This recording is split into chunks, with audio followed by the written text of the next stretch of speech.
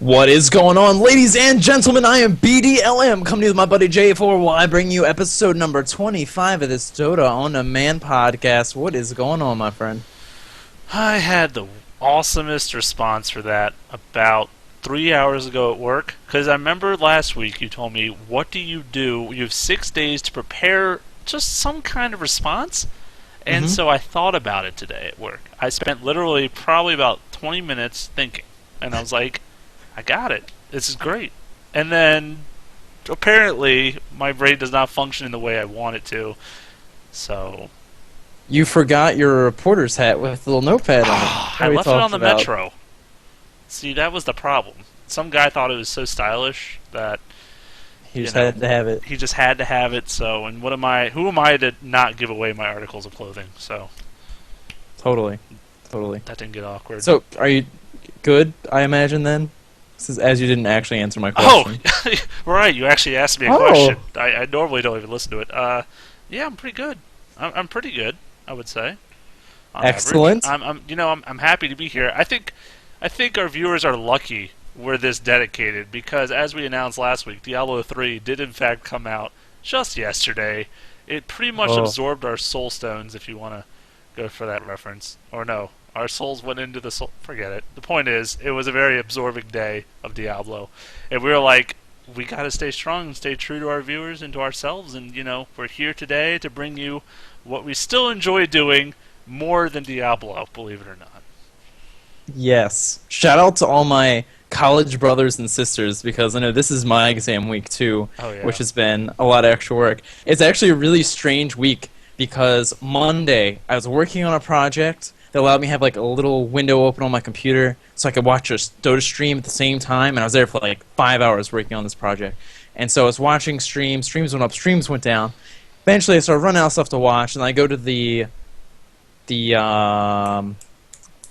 what? Star Ladder? The Star Ladder Dota thing, and it's actually people in what I imagine is Russian yelling at each other at the character select screen for Diablo, and it was just hilarious. And I was like, this is a snapshot of my week, where it's Diablo and D3 or a Dota stream while I'm trying to cram schoolwork in for the last of the semester. So living the dream. Crazy week. Yeah. Oh yeah. That's it. I felt like a little sad for like a half a second that's the snapshot of my life for a week, but whatever. At least two-thirds are awesome. And if at least two-thirds... two-thirds is actually the passing in the United States of America for our children. So, you're right there with it, honestly. I'm proud of you for passing in the United States. Congratulations. I don't know about how other countries do it. Maybe they actually need, like, decent grades to pass stuff. I don't know how it works there. But, A for effort. That's a very important grade here as well. Hopefully you guys give us similar grades when we're doing these casts. But, yeah. Moving on to some actual, useful information. We are going to be giving away yet another Dota beta key in 2 weeks. So you want to go into some details about that, buddy? I would love to. We are we got a couple things in the pipe works, like we were saying before, but pipelines, actually. We're working at pipes. We do like to work at pipes. So this one in particular, though, this one's so easy, I don't even know how people could not... I say fathom too much, so I'm not going to use that word. How it's not possible for you to have a chance at this. Basically, all you have to do to have a chance to win this beta key is to have liked us on our Facebook, which, for a bunch of you, you've already done that step because you did it from our last one. So you have to like us. It's www.facebook.com/DotaOnDemand, all one word. It's at the bottom of the screen too. Pretty simple. And then the other step is to go and get on Twitter. Yes, that lovely social media. We're at Dota On Demand. You just have to follow us. You don't even have to ask us a question this time.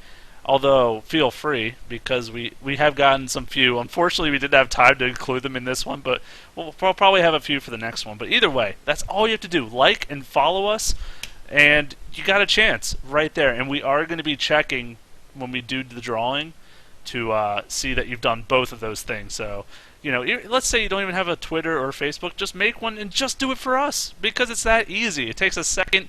Throw your email on the line to get all that spam mail and all that junk, and just, it's a chance for a beta key. You gotta do what you gotta do. Yeah, and as you just mentioned, actually, if you've already liked us on Facebook, that's 50% of the work. That's almost passing in the United States. We're so close. So there you go. You're 10% off. Just do 10% worth of work on the Twitter. And there you go. Oh, I forgot to say it's 2-week contest. Yes. So you got 2 weeks from this episode today, May 16th in the East Coast United States, because this is international, so I'm not going to say it's May 16th everywhere, but for here, 2 weeks, basically 2 episodes from now is when we're going to do the drawing. How about that? That's an easy way to put it. Way to say it. Yeah, I think so. Episode number 27, we will announce the winner. And there you go. You get another beta key owner, brought to you by Dota On Demand. And Dota Talk. Them too. They helped, I guess, sort of. Whatever. Believe it or not. Yeah. Moving on to some legit Dota related stuff. The International 2 is coming up, and I know I'm super excited, and hopefully we'll be able to get a nice little plane ticket out to the great old Seattle to get to actually participate and watch the games. Last time I checked, it wasn't that great over there. It was just rainy. Isn't that the stereotype?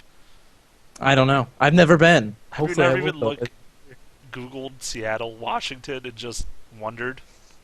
It is. I literally went to weather.com the other day for Seattle, Washington, and it was raining all 7 days. Nice. And I was like, it's going to happen when we go, but... Well, luckily, they actually are hosting the tournament indoors. Wow, so, this year they are? Yeah, at the Benaroya Hall in Seattle, Washington, in the US of A, from August 31st to September 2nd, which is really awesome. 6 teams have already been invited to fill the 16 roster. Look how fancy that picture is. You just have to imagine if it looked like that you would have monocles, coattails, nice... more wine, sir? Oh no, just caviar, please. Just the mannerisms that you would expect in a place like that. Can you transform? I want someone to transform that picture into a Dota 2 LAN event. I can't even wrap my head around it just looking at that picture. Yeah, some people are gonna unfortunately just pick up some culture from walking into that building because it looks sweet. Secondhand 6 culture. Teams of the what? I said secondhand culture. Yeah. Oh my goodness. Yes. So DK, Navi, Complexity, Orange, Absolute Legends, and Invictus Gaming have already been invited, looking really strong already. Oh, it's so exciting. And you can tell, we were kind of going over before we started this, the list of games from the first international, teams, not games, rather, and just kind of figuring out, okay, maybe who would come back, who would be re-invited, because it was the 16 teams as well back then. And sure enough, there's already a lot of crossovers, but then again, there's also already some new talent out there, which is really cool to see. For example, Complexity. Obviously that was not there before. Absolute Legends, this Australian team coming onto the scene, being really dominant. And then you got some oldies but goodies, like Navi, DK, Invictus Gaming. So it'll be interesting to see. There's still 10 more invites out there, and personally, is there a team, at least from last year, that you would like to see re-invited? From last year? Or, how about this? Don't limit it to that. Is there a team on the scene in general you would like to see invited that hasn't been yet? I like watching MTW play for the most part, so it'd be cool to see them there, although there might be stronger teams out there to invite. We actually just had Quantic win the joinDota Open, so they might actually be contenders for a slot there as well. So I don't know. There are a lot of really good teams left. It's gonna be really interesting to see who winds up getting it, and I'm actually curious to see what the balance is going to be between Western teams versus Eastern teams, or Europe versus Asia. Absolutely, and there's so much talent out there still, and like you say, Quantic, who it's been such a shuffle with this Quantic stuff. So if you follow the scene at all, you kind of get that feeling. But basically, teams just are not happy with their sponsors, is what it kind of feels like, or they have disagreements, because Quantic used to be known as Ex-Gosu for a long time, or a period of time. And then they got picked up by Quantic after, who we kind of are calling Ex-Quantic now, or Team DD. They did re-tag as that for this tournament. Yeah, so it was actually awesome. I mean, we're gonna get in that later, but how there was a Quantic versus Ex-Quantic finals for a tournament. I mean, how much more could you ask for in terms of that? Yeah, especially considering that there were several hundred teams because this was an open tournament. Really kind of funny that it actually wound up boiling down to that. Speaking of awesome teams that we might actually wind up seeing in the international, we have the joinDota Masters of Asia VII coming up for €500, May 18th and 19th. IG, Mythtrust, Orange, eHome, DK, Aeon, Absolute Legends, and MUFC are going to be in that. All those teams just really strong. It's going to be something to watch, that's for sure. I need a box of tissues after just reading that line. I well, do. Then. A whole box. For crying purposes. Because I'm so excited that... no, I mean, just every single team you listed, everyone that has had any kind of followings of the competitive scene knows how amazing this tournament is going to be and how exciting each of these matchups is going to be. I mean, some of these have been matchups that have been like championships of previous tournaments. Just in this first round, for example, I'm pretty sure it's like Absolute Legends. Okay, I'm not gonna call it out for certain, but I remember like reading that. It was like just 2 tournaments ago we saw this matchup in the championship, and I'm like, here it is, first round. Unfortunately, it is a lot of best of ones up until the final, but it is for $500, similar to how all these other. I'm sorry. Euros. Unfortunately, worth significantly more than dollars. Yeah, it's a lot better than that's actually euros, believe it or not. But yeah, it's best of ones leading up to that. And like joinDota, they've been doing this for North America and Europe as well, and now we're back in the Asian scene. And I'm just so thrilled to see how these matches turn out, and also to see, because I know we like to get most of our games watched from Toby, and he does not cast a lot of Asian games. He just, I don't know, for whatever reason, doesn't. So to see these kind of strategies that are implemented by these teams is really cool, because they definitely go out on a limb a lot and do things that we aren't used to seeing. And so every time things are shaken up, I just love to see it. Yeah, definitely. Next, we have the old Blizzard versus Valve thing. You know what? You go ahead and do this one, buddy. I believe in you. Yeah. Oh, you believe in me? Oh, I do. You very much, good sir. So basically, there was this whole debate going on, kind of in the background, but now it became a prominent thing, where Blizzard, who obviously owns Warcraft 3, which is where Dota all began. It all began, the user-created map. And now, Valve, that name should be pretty familiar if you're following up with Dota 2. The creators of it, they actually had settled finally these legal issues over the term Dota, or the name Dota.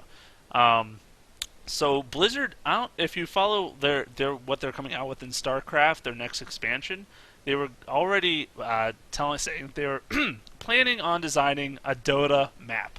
So a game that's a MOBA, the same genre, but is obviously going to be with StarCraft units. But they wanted to originally call it Blizzard Dota. That was going to be their name. And then Valve was like, put the brakes, bud. Actually, we own the rights to that now since 2011. So, they're getting into heated battle about it, because Blizzard's like, well, it's central to our system. It's integral. We've had it forever, and you can't take that away from us. Don't tread on us. I don't know. But, essentially they did both agree. And actually, I put down the quote from Gabe Newell, who's Valve's president, because I think it really is kind of how the decision came to be. He said, we both want to focus on the things did I write can't?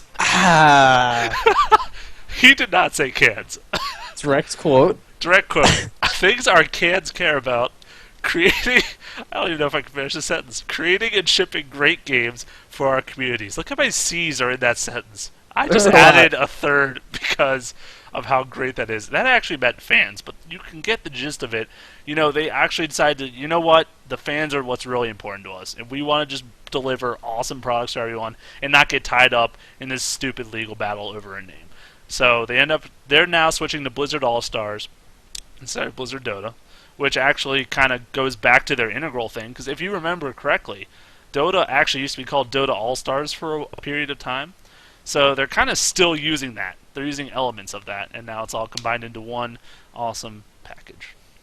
There you go. Yeah, it's I'm really happy they got to resolve that, because I remember back when I was really paying attention to the competitive StarCraft scene, and StarCraft 2 was coming out. Blizzard was in a legal bind with a group in Korea because they were like, well, we pretty much made StarCraft famous, so we should just automatically be able to have some of the rights with StarCraft 2, and there was just this whole debacle that went on for months and months that finally got sorted out. But yeah, it's nice to see that they could come to an agreement fairly reasonable amount of time and move on with I don't the actually know situation. how long. I think I think Blizzard's been unhappy about it for a long time, but yeah, I mean, they didn't take it as far as it could have went, and that's the good thing. Yeah. You know what I mean? Well, you figure too, like Valve's been.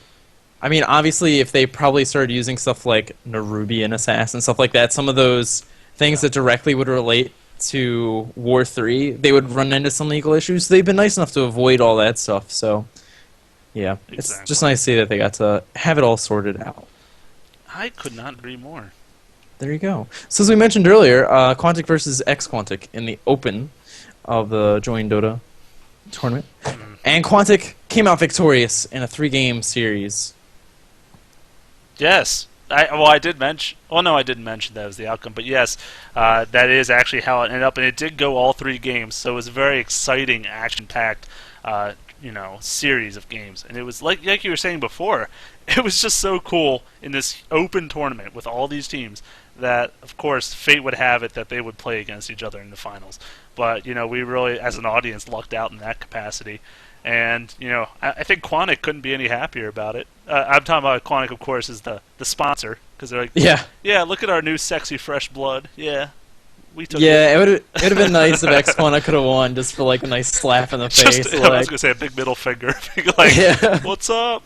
I personally, and I don't think you do either, we don't really know how those terms ended. So, I'm hoping it didn't end on, like, bad terms. But, like I said, the thing with all these teams is that they come to these disagreements, and they just, whatever it is, money, however long the contract is, just all these different things.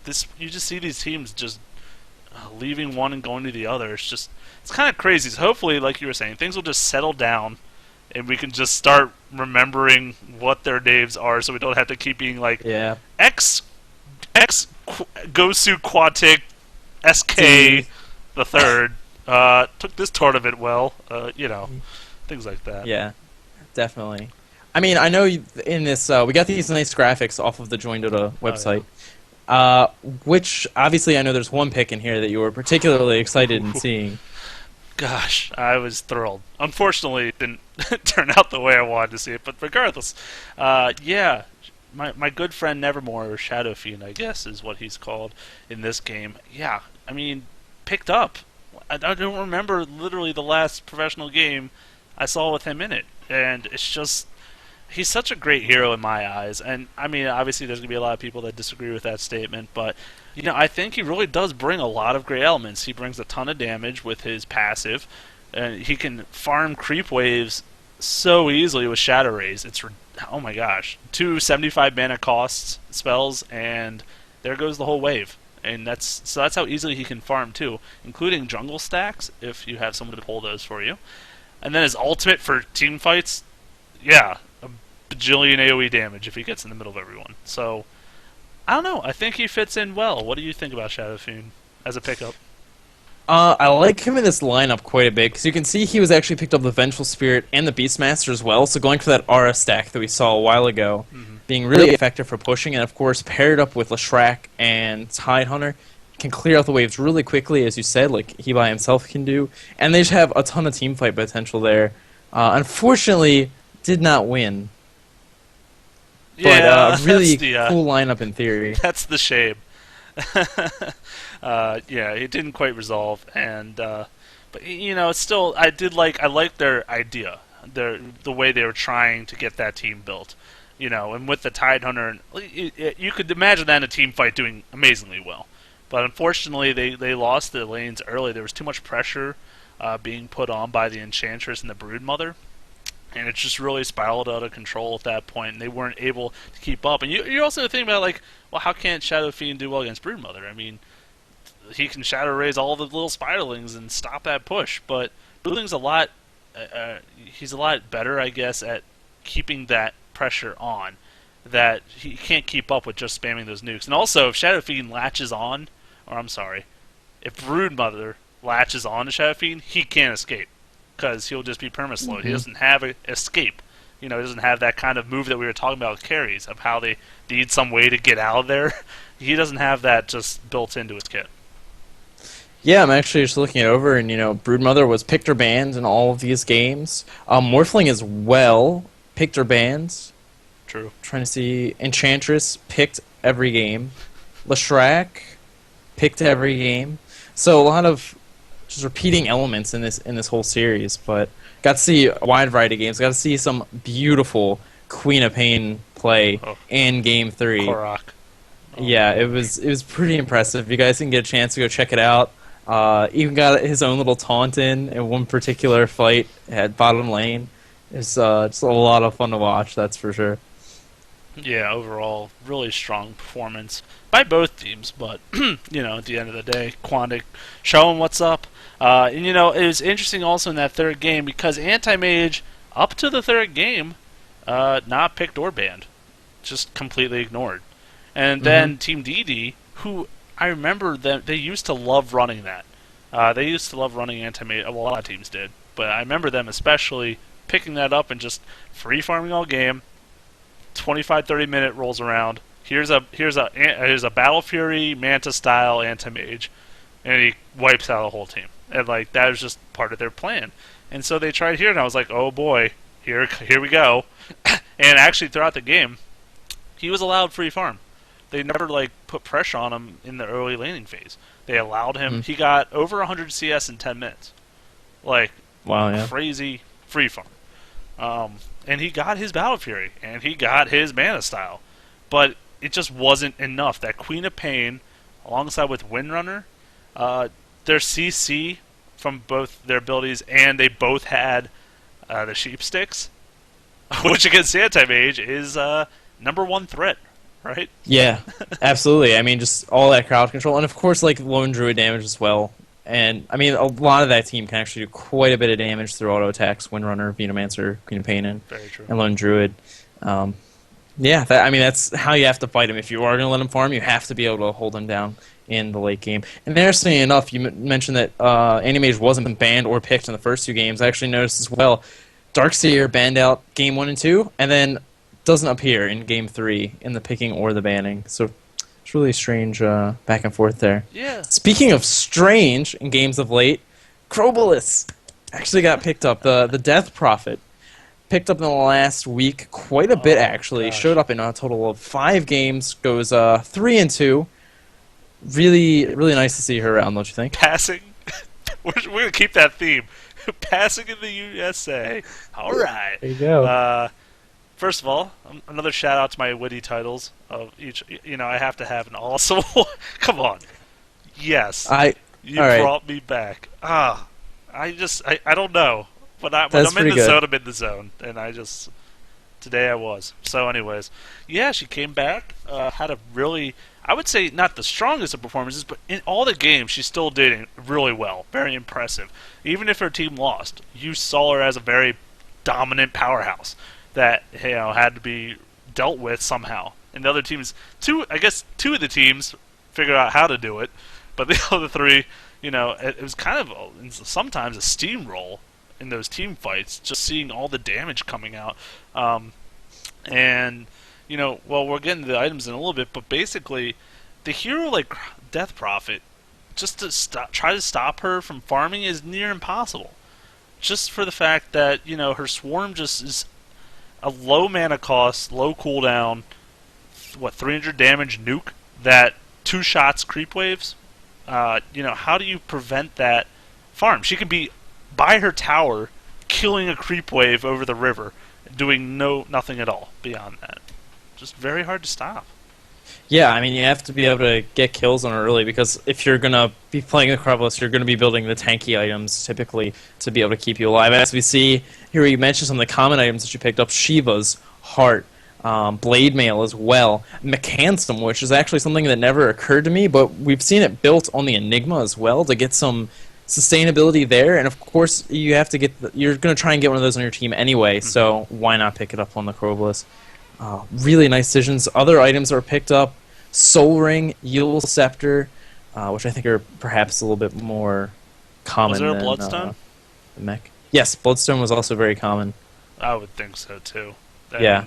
That makes perfect sense. Obviously, the amount, if she can continuously spam that low cooldown wave in team fights, I mean, that's could just be immense damage that, I mean, most teams don't really even account for. When team fight goes off, all they can think about is those ghosts and how to get as far away from them as possible. Not even like thinking about, oh, she does a 300 line nuke every few seconds. Like, that's just not even in their minds at that point. So it's just so many things they have to worry about with that threat. You know? Yeah, I mean, one of the things that I thought was interesting, too, in the game she lost, it seemed like a lot of the issues were with control. In Absolute Legends and eHome, there were a couple times where Crobless was at the front lines. And Crobless is really strong when she can sit in the back and allow those ghosts to go off the whole team fight and do as much damage as possible. But there were a couple times she just got caught out of position in team fights and was just able to be taken out pretty easily. She was actually paired with a lot of tanky heroes, which make a lot of sense. Brewmaster was a very common hero for her to be with. Enigma also appeared in a few of the games.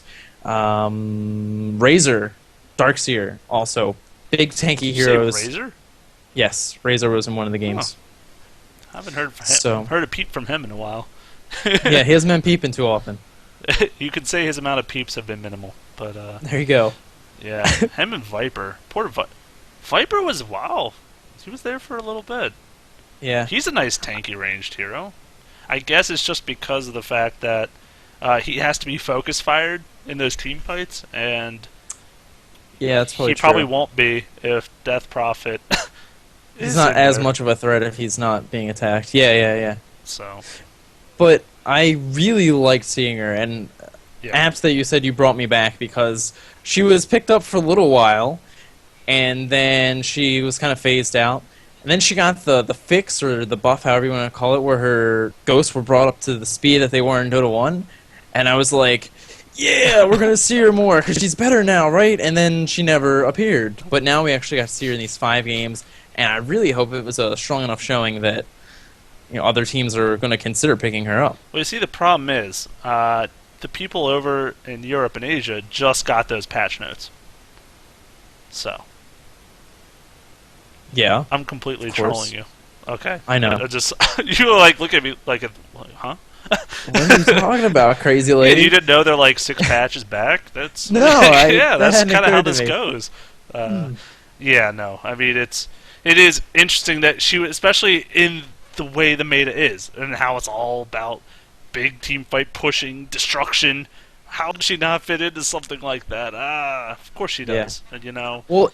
It's neat because when Puppy was actually casting with Toby 1 a while ago, he was talking about heroes entering the meta, and he was like, yeah, it's funny because you'll have tournaments like the International, he was like, it's probably going to happen, where I guess in preparation, people just start messing with heroes, and it seems like every team just all of a sudden realizes that some hero that's been there the whole time is just really useful all of a sudden. And so all these teams will independently realize that this hero is good and they'll start picking it up. I mean, it's 5 different teams that pick up Crobless. It's not one team that did it 3 times and then, a team here or there. It's 5 individual teams in this small period of time that realize that, oh, maybe we should try building something around her. And I thought it was especially interesting, too, because one game she appears with Shadow Demon, and you can banish her out and allow the ghosts to still go around. And in 2... or maybe 3 of the other games, she was with the Brewmaster. And if my research is correct, the Storm Spirit... yeah, I don't... Hold up. You did research? I need some fact checker. The Storm Spirit, the Storm Lightning Brew thing from the Ultimate, should be able to blow Crobless up for 6 seconds and allow her to her ghost to still run around. And because that panda can also dispel, if there's a reason that you need Crobless to move, the player can just dispel the Crobless and allow her to walk around again. So a lot of potential being brought into the game by these other heroes for Kroblis to show up and really be powerful. You are right on the money. I'm really I am impressed right with on the your money. research, sir. Well, thanks. That was a lot more than I've done for most of this stuff. Well, it's funny because you don't see people blowing up their own teammates that often. No. Well, why Playing would on you the normally? Brewmaster. I mean, it has Yeah. also. I mean, it's a 6-second CC on someone that's guaranteed. So how could you? I mean, like obviously you're not always going to use it on the Death Prophet on your team. There might be let's say a Tide Hunter blinks in. Maybe you'll use it on him. There's definitely obviously situations where it might defer, but you're right, Nick. I remember talking to you about her and how I love the Yules on her. Exact same reason. You CC yourself. You don't have to worry about taking damage while your ghosts are still running amok, doing what they need to do. So, I mean, like it's a 30-second duration. So if you can survive for 30 seconds in a team fight with those ghosts, you've done probably more damage with one move than anyone else could do with any of their moves. Yeah, definitely. I wish I could remember which game it was now. It might have actually been the TTB game versus EG. That's probably wrong, though. Or anyway, basically, because her ultimate is only on a 100-second cooldown, they push middle lane, and then by the time the other team res, they were all still around the base. The ulti was up right again to just fight the team as soon as they came out to try and defend another lane. So it's a really strong tool when trying to push and just maintain control of team fights. Yeah, in general. And it's a good defensive move, too. I mean, it's just all around, like, very practical thing. It is unfortunate, though, when that does go on cooldown, teams know. And they just go all out for whatever they need to do during that period. But she's also another great hero against Roshan. Just to name it, like, all those ghosts will be focus firing him. And, if you can get some minus armor debuffs, it's going to be really helpful. And it is also though interesting to note because we were talking before about how can teams counter her? What can we do to do that? And we were both thinking. We were both sitting there for like 5 minutes, like,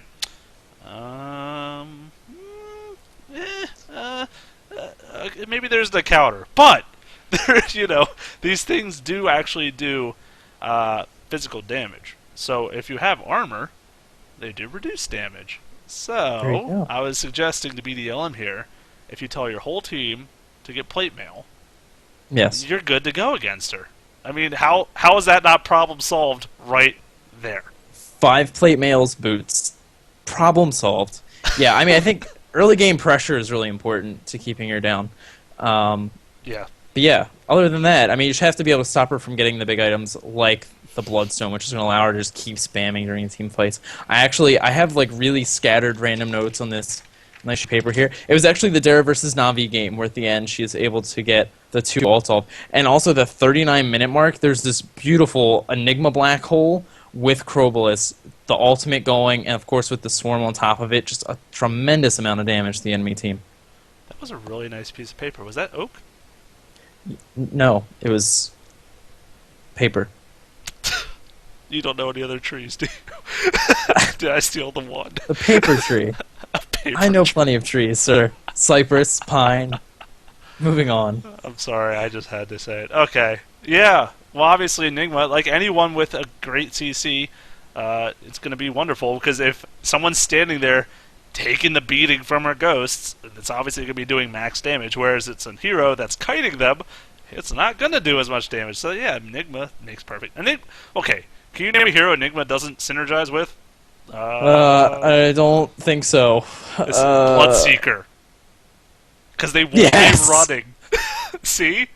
Yeah. All you do is think about it. That's a good one. But if you get a Force Staff on Bloodseeker the way you should, then problem solved right there, Yeah, I'm trying to look really quick to see if there's anybody else. No, I do not think there's a single other hero that you would not want someone to not move within.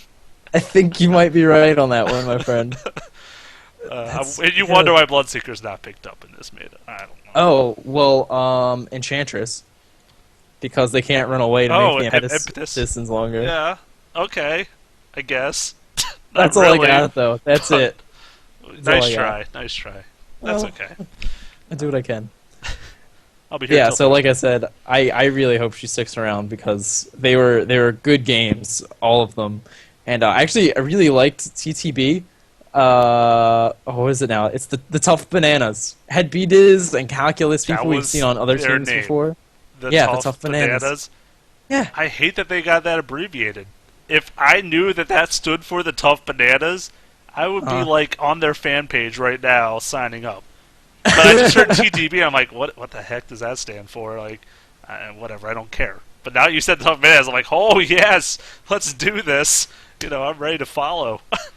Yeah. See, that's the thing, like, in the eHome game versus AL, that was the game where, like, Kroblis was just out in front and lost. And the TTB versus EG game was the other loss. And there was just a lot of really strange throwing away of kills from time to time. For the rest of the game, it was actually pretty strong, just in general, from both teams. But there's some really, like, strange sections of that game where you're just like, why did two people go in by themselves against a lone druid at the tower? Maybe they had good reason for it, but I think if you take those kind of throws out of it, she would probably come out with a better than 3-2 record, which is still pretty good. That's what we said at the start of this. Like, even in the games she lost in, like, she still had a great, strong performance, is what I'm trying to say. Or, like, the hero still showed that she had great power. And I remember, and this isn't anything pro-related, unfortunately, but there was one game we were doing a practice cast, or we were, like, shoutcasting. It had a Death Prophet in. Her team was not doing so hot. They were actually getting, like, crushed for a period of time. But she still managed to turn around team fights, pretty much, or keep them kind of even just by herself because of how much damage those ghosts were doing. Like, and silence. I mean, we haven't even, like, brought that spell up, but it's part of her kit, and it's a 6-second silence, so let's not forget that she has that, Yeah, fantastic ability. Her and Drow, right? The only two people... Well, I guess Puck has an AoE silence. But those are the two AoE silences on a 6-second duration, right? I hate that I backed myself into this corner now. I know, I'm like, why would you even do that to yourself? I don't know, but there you go. It is one of few 6-second AoE silences. That's a much better way to put it. Range. Indeed. Yeah, so obviously it has a lot of good uses to it. It is a pity, though, that heroes can use items while they're silenced. I understand, but, you're kind of limited. That's why you pick Doombringer. And just win. Okay, how about this? None of the 5 Death Prophets got the Rod of Atos. Explain. Yes. I believe one got Force Staff. Oh, that was one other thing I wanted to mention. The games where Kroblis didn't get drums, which was another common item, or Mechanism, they were picked up by other people on the team. So, just kind of interesting to see that those were key items in that lineup, and that she probably only didn't get them because somebody else was getting them. That makes sense. Obviously. I guess both those items are pretty common anyway, the mech especially. But yeah, just some other food for thought. I like how the Assault Curious is situational for her. Just in case you... interesting. I mean, the armor makes sense, but that might be the only part that makes sense. Yeah, I think I'd probably go for the Shivas or the Blade Mail over those that. Those are there. Well, actually, the Blade Mail's not. The Shiva is, though. But, not 100% behind that one. Actually, Bloodstone's in the core for her. That is what Valve deems is a core item for her. There you go. So. We forgot to mention, or we forgot to include it in this, but Phantom Lancer, our buddy we talked about last week, was actually picked up this past week. Some less than reputable performances. Performances. In the joinDota Open, Ex-Quantic versus Dare was actually picked up by Dare. Didn't do what you might call win, but he showed up, and that's what's important. He made his presence known. You know what they say about your first few times you try at it. You don't do a great job. You're kind of all over the place. You're sloppy. You're trying to just focus on the goal, but sometimes you can't even get there. So, you really got to just practice, a lot of times by yourself, like solo, and you'll eventually achieve your goal. Yes. I like it. I like it. There you go. So, I mean, we didn't get to see him aside from that one game. And unfortunately, he just wasn't able to get a strong enough farm to be able to be a huge presence in that game. But competitively viable, as we can see from him play, and I was not thrilled about it. I was actually pretty disappointed. Because when we first were hearing about him being released in the Dota 2, I was like, oh, he fits right in. This is perfect, amazing, wonderful. And then, like, I start playing him, and I start seeing him play, and I'm like, why does he take so long to get awesome? And, like, don't get me wrong, 55 minutes in, he's a pretty good contender. But I just don't want to watch the other 50 minutes of that game because it's going to be so horrible. I don't know. It was just, but we played some games. Like I played some games with Bonk, and he's been playing him a lot. Our friend Bonk. I should make that clear. It's not like a common name on this. Oh, Bonk. Yeah. Oh, yeah. Okay. Yeah, we play with him though, and he likes to try out the new heroes a lot. And some games like I would support him, and he would just get some crazy farm. As soon as he hits that diffusal blade, start ganking, and just like it was really cool. He did a ton of burst damage and killed people, and he wrecked the late game. And so yeah, of course, any hero, Alchemist could probably do well, let's not push it. I don't know about that, but at the end of the day, I mean, like you said, he's viable. Sure, I'll give you that. He could be used in a game well, but I do not think he's going to be a very commonly seen hero. No, I'm trying to check and see what the bands pick are, because I actually like Crystal Maiden with Phantom Lancer, which we probably said last week. I actually just want to see if you like Crystal Maiden in general. Up. Well, yeah, that's true. I don't think you'd like. No, Crystal Maiden does not pair with that hero. No, see, that's the hero that you would have trouble finding someone that can't synergize with her. Maybe. I mean, I could see lineups where I'd be like, I'd rather have this support hero than Crystal Maiden, but. Keeper of the Light. Yeah. Of course. Dude, Keeper of the Light Crystal Maiden lane. That's impressive. That sounds... impressive. We keep saying these, incredibly troll things. I think we really need to start recording some of these troll lineups in the pubs. Found a better combo. What? Off the top of my head here. You got? Keeper of the Light, Bloodseeker. Think about it. Chakra Magic. Or is that the right move? Probably not. Move. I believe in you. Come on. So his move, which I'm going to describe and then say the name of in a second here. Basically, he casts on an enemy hero, and here's the move, actually. It's Mana Leak. Chakra Magic, he does have that move, but that just gives mana. Mana Leak, which makes a lot more sense that actually is the name of it, drains a % of your max mana per 100 units the target moves, and then if the mana pool is depleted, it stuns them for a second or two. So, both heroes, their objective is to get the enemy hero to move, right? So think about how much synergy that is. No, just think about it. Think. But if you put the Bloodseeker LT on them, they're going to want to stop moving. But that's why you get 2 Force Staffs. You just push them across the world. See, what's going to happen, you're going to push them once, drain a lot of mana and health, push them again, they're out of mana now, and really low on health. That's when you're charging your Illuminate, because it's like a 3 or 4 second charge up to do a lot of damage. Be charging that up the whole time, and then, boom, they're stunned, out of mana, low on health, here comes the Illuminate, finishes them off. And then you just have your solo mid Spirit Breaker charge in and stun lock them. And then you destroy the enemy buildings. Yes. I'm sorry. I'd like to see you come up with a better combo than that, so good luck. Yeah. No, we'll try.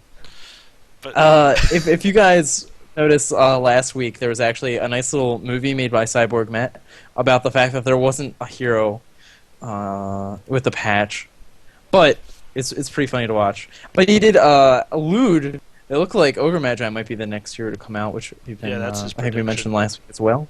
So everybody, cross your fingers, and hopefully tonight we can get some nice Ogre Magi. Isn't it always convenient that we end up doing these casts the night that patches are released? Like if we just waited 12 hours from when we did these things. Oh boy. Patch notes. Yeah. Added tree and protector. I'm not even trolling you. Matt, What? VDLM, it happened. They added tree and protector just tonight. What? Oh no. Oh no. Oh no. Next week, kiddies. Oh no, next Episode week is gonna 26. suck. Why did I even VDLM click that? Trolls the world. Why did I click That's the name of the episode, kids. VDLM trolls the world. Oh, Well, no. Alright, well, I'm not going to look at these too That- much more because this is for next week. Beautiful. But this is for there's a next week. precursor. You heard it here first because we're definitely the first of the internet to tell you. Thanks for tuning in live, We are you the guys. first internet ever. Yeah. All right. Well, there you go. Well, that just I'm made gonna his go play point a some lot Tree better. Protector. Yeah. But in the meantime, Uh, no. Let's get back to serious mode. Come, bring it back in. Come on. Wheel back in here. Let's focus. I should not. I should have saved that for after the cast. Oh boy, your head's You gonna should be. have been You're like- already all over the place mentally. I don't know why I just encourage you to not focus at all now on this. I'm in my head. I'm doing Tree Protector in an hour. I know, I know, sir. But regardless, Oh, man. so anyways, looking forward to these tournaments coming up. Hope we get to see the action we're looking forward to. You know, I can't imagine. It is Friday and Saturday of this week. So if you have some spare time or a second monitor, like most of us do, I don't know why most of us, actually probably not most of us, but we do because we're cool kids. Either way, try to catch those from joinDota. They're going to be doing live casting. Speaking of live casting, another thing in the pipeline, but we are planning on eventually starting up our shoutcasting again, and we're gonna have some awesome stuff for you guys, and we're excited. Well, he doesn't look so excited. He looks like a deer in headlights right now, but I'm excited to get that aspect back on. Hopefully after our what a week, Diablo 3 and Tree and Protector. I'm sorry, what a week is this? This is like It's kind of my birthday. yeah, except like half man. a year off, but Whatever. Anyways. It works. You want to wrap this up, kiddo? Anyway. I think I would, so I can go play Tree Protector. Thank you guys for joining us this week on episode number 25 of Dota On Demand. Quarter century old. What's up?